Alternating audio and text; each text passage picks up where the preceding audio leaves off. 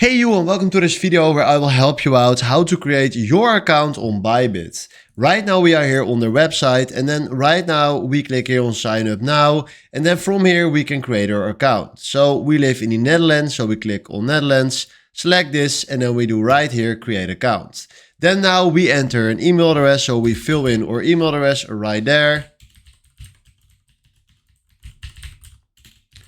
There it is, and then we do create account. Then right now we place this one correctly. And the verification is now a success. Now they send us the 6 digits to our email address. So we open our email address and fill in the 6 digits that they sent us.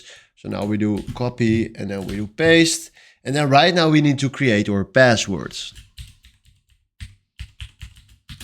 Then we do create account. And there it is. Now we created our account and now the verification will start from here. So this is how you can create your account on ByBit. Now I will create a video how to verify your account. So if you want to check that out, please check the following video. And then that was it. So thanks for watching. Have a wonderful day and ciao.